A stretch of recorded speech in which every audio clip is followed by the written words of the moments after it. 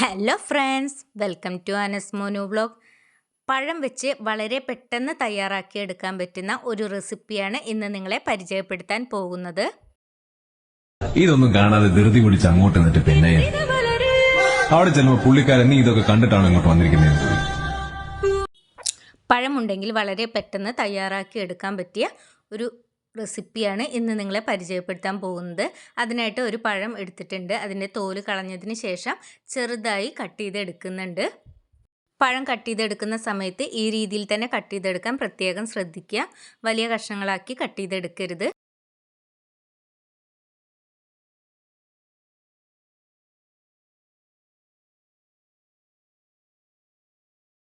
ഇനി ഒരു പാൻ അടുപ്പത്ത് വെച്ച് പാൻ ചൂടായി വരുന്ന സമയത്ത് ഇതിലേക്ക് നെയ്യ് ചേർത്ത് കൊടുക്കാം. നെയ്യൊന്ന് ചൂടായി വരുന്ന സമയത്ത് ചെറുതായി കട്ട് ചെയ്ത് വെച്ചിരിക്കുന്ന അണ്ടിപ്പരിപ്പ് ഇതിലേക്ക് ചേർത്ത് കൊടുക്കാം. അണ്ടിപ്പരിപ്പ് ഒന്ന് കുക്കായി വരുന്ന സമയത്ത് ഇതിലേക്ക് മുന്തിരി ചേർത്ത് കൊടുക്കാം. മുന്തിരിയൊക്കെ എടുക്കുന്ന സമയത്ത് കഴുകി തന്നെ എടുക്കാൻ പ്രത്യേകം ശ്രദ്ധിക്കണേ. ഇനി ഇത് നല്ല രീതിയിൽ തന്നെ ഒന്ന് വറുത്തെടുക്കാം. വളരെ പെട്ടെന്ന് തയ്യാറാക്കി എടുക്കാൻ പറ്റുന്ന റെസിപ്പികളൊക്കെ നമ്മുടെ ചാനലിൽ മുന്നേ അപ്ലോഡ് ചെയ്തിട്ടുണ്ട്. അത് കാണാത്തവരൊക്കെ ഉണ്ടെന്നുണ്ടെങ്കിൽ ഒന്ന് കയറി കണ്ട് സപ്പോർട്ട് ചെയ്യണേ.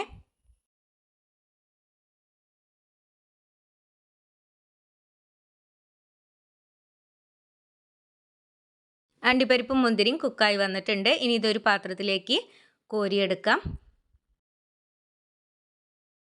ഇനി ഇതേ നെയ്യിലേക്ക് നേരത്തെ കട്ട് ചെയ്ത് വെച്ചിരുന്ന പഴം ചേർത്ത് കൊടുത്ത് നല്ല രീതിയിൽ തന്നെ ഒന്ന് വഴറ്റിയെടുക്കണം.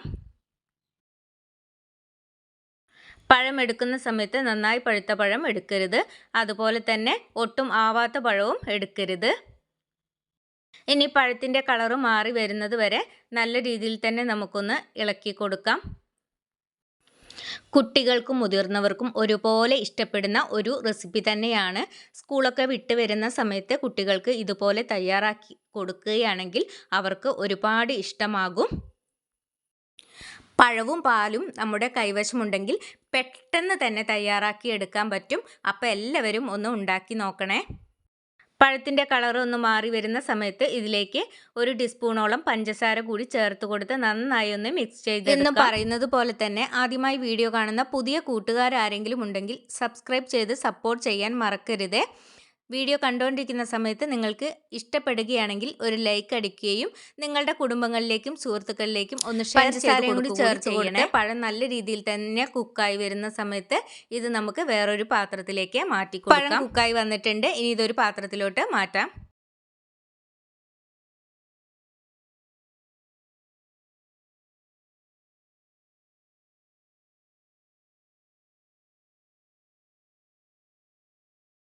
ഇനി പാല് തിളപ്പിച്ചെടുക്കുന്നതിനായിട്ട് ഇതുപോലെ ഒരു പാത്രം എടുത്തിട്ടുണ്ട്. ഈ ഒരു ഗ്ലാസ്സിന് 3 ഗ്ലാസ് പാലാണ് ഞാനിവിടെ എടുത്തിട്ടുള്ളത്. പാലൊന്ന് തിളച്ച് വരുന്ന സമയത്ത് ഇതിലേക്ക് ചേർത്ത് കൊടുക്കുന്നതിന് വേണ്ടി ഒരു മിക്സ് തയ്യാറാക്കി എടുക്കുന്നുണ്ട്. ഇതിനായിട്ട് ഇതുപോലെ ഒരു ബൗൾ എടുത്തിട്ടുണ്ട്. 2 ടീസ്പൂണോളം കസ്റ്റാർഡ് പൗഡർ ചേർത്ത് കൊടുക്കുന്നുണ്ട്. അതുപോലെ പിന്നെ ഇതിലേക്ക് ചേർത്ത് കൊടുക്കുന്നത് 1 ടീസ്പൂണോളം പാൽപ്പൊടിയാണ്. പാൽപ്പൊടി ഇല്ലെങ്കിലും കുഴപ്പമില്ല. കസ്റ്റാർഡ് പൗഡറിന് പകരം മൈദപ്പൊടിയോ കോൺഫ്ലവർ പൊടിയോ ചേർത്ത് കൊടുക്കാവുന്നതാണ്. എന്നിട്ട് നല്ല രീതിയിൽ തന്നെ ഒന്ന് വെള്ളം ചേർത്ത് മിക്സ് ചെയ്ത് എടുക്കുന്നുണ്ട്. വെള്ളം ചേർക്കുന്നതിന് പകരം പാല് വേണമെങ്കിലും ചേർത്ത് കൊടുക്കാവുന്നതാണ്. പാല് തിളച്ച് വരുന്നതിനായിട്ട് വെയിറ്റ് ചെയ്യാം. പാല് തിളച്ച് തൂകി പോകാതിരിക്കാൻ വേണ്ടി പാത്രത്തിൽ ഇതുപോലെ ഒരു കയ്യിൽ ഇട്ട് കൊടുത്തിട്ടുണ്ട്. പാല് തിളച്ച് വരുമ്പോൾ നിങ്ങൾക്ക് കാണാൻ കഴിയും, ഇതുപോലെ ഒരു കയ്യിലിട്ട് വെച്ചത് കൊണ്ട് തന്നെ പാല് തിളച്ച് തൂകി പോകില്ല. അപ്പോൾ ഇത് ട്രൈ ചെയ്ത് നോക്കാത്തവർ ഒന്ന് ചെയ്തു നോക്കിക്കോളൂ. പാല് നല്ല രീതിയിൽ തന്നെ തിളച്ച് വന്നിട്ടുണ്ട്. ഇനി ഇതിലേക്ക് ആവശ്യത്തിന് മധുരത്തിനുള്ള പഞ്ചസാര കൂടി ചേർത്ത് കൊടുക്കാം. എന്നിട്ട് നല്ല രീതിയിൽ തന്നെ ഒന്ന് മിക്സ് ചെയ്തെടുക്കണം. പഞ്ചസാര ചേർത്ത് നന്നായി മിക്സ് ചെയ്തെടുത്തതിന് ശേഷം നമ്മൾ നേരത്തെ തയ്യാറാക്കി വെച്ചിരുന്ന മിക്സ് ഇതിലേക്ക് ചേർത്ത് കൊടുക്കാം. ഈ മിക്സ് പാലിലേക്ക് ചേർത്ത് കൊടുത്താൽ കൈ വിടാതെ തന്നെ ഇളക്കി കൊടുക്കണം, ഇല്ലെങ്കിൽ കട്ട കുത്താൻ സാധ്യതയുണ്ട്. അപ്പോൾ നല്ല രീതിയിൽ തന്നെ ഇളക്കി കൊടുക്കാൻ പ്രത്യേകം ശ്രദ്ധിക്കണം. കസ്റ്റാർഡ് പൗഡറിൻ്റെ മിക്സ് ചേർത്ത് കൊടുത്ത് ഒന്ന് തിളച്ച് വരുന്ന സമയത്ത് ഇതിലേക്ക് 2 തുള്ളിയോളം വാനില എസൻസ് ചേർത്ത് കൊടുക്കുന്നുണ്ട്. വാനില എസൻസ് നിങ്ങളുടെ കൈവശം ഇല്ലെങ്കിൽ ഏലക്കാപ്പൊടി ചേർത്ത് കൊടുത്താൽ മതിയാകും. ഒരു ഫ്ലേവറിന് വേണ്ടിയിട്ടാണ് ഇത് ചേർത്ത് കൊടുക്കുന്നത്. എന്നിട്ട് നല്ല രീതിയിൽ തന്നെ ഒന്ന് യോജിപ്പിച്ചെടുത്തതിന് ശേഷം ഒന്ന് തിളച്ച് വരുന്ന സമയത്ത് ഇതിലേക്ക് നമ്മൾ നേരത്തെ വറുത്ത് കോരി വെച്ചിരുന്ന നേന്ത്രപ്പഴം ഇതിലേക്ക് ചേർത്ത് കൊടുക്കാം.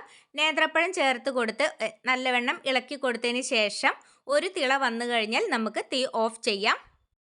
വറുത്ത് കോരി വെച്ചിരിക്കുന്ന പഴം മുഴുവനായിട്ട് ഇതിലേക്ക് ചേർത്ത് കൊടുക്കുന്നില്ല, മുക്കാൽ ഭാഗത്തോളം മാത്രമേ ചേർത്ത് കൊടുക്കുന്നുള്ളൂ. അപ്പം നല്ല രീതിയിൽ തന്നെ ഇത് തിളച്ച് വന്നിട്ടുണ്ട്. ഇനി ഇത് നമുക്കൊരു സെർവിങ് ബൗളിലേക്ക് മാറ്റി കൊടുക്കാം. സെർവിങ് ബൗളിലേക്ക് മാറ്റി കൊടുത്തതിന് ശേഷം ബാക്കി വന്ന പഴം ഇതിന് മുകളിലേക്ക് ഇട്ട് കൊടുക്കാം. അതുപോലെ തന്നെ വറുത്ത് കോരി വെച്ചിരിക്കുന്ന അണ്ടിപ്പരിപ്പും മുന്തിരിയും നമുക്ക് ഇതിന് മുകളിലേക്ക് ഇട്ട് കൊടുക്കാം. അപ്പം നല്ലൊരു ഭംഗിയായിട്ട് തന്നെ കിട്ടും.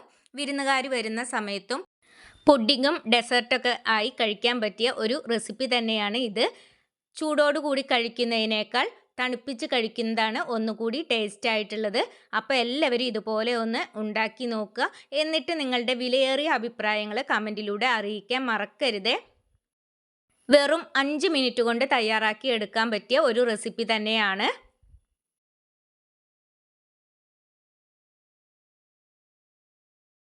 തണുത്ത് കഴിഞ്ഞപ്പോൾ നല്ല രീതിയിൽ തന്നെ സെറ്റായി വന്നിട്ടുണ്ട്. കഴിക്കാനും നല്ല ടേസ്റ്റ് ഉണ്ട്. അപ്പോൾ എല്ലാവരും ഒന്ന് ഇതുപോലെ ഉണ്ടാക്കി നോക്കണേ. ഇത്രയും നേരം വീഡിയോ കണ്ട് സപ്പോർട്ട് ചെയ്ത എല്ലാവർക്കും ഒരുപാട് നന്ദി. അടുത്ത നല്ലൊരു വീഡിയോയുമായി കാണുന്നതുവരേക്കും എല്ലാവർക്കും ബായ്.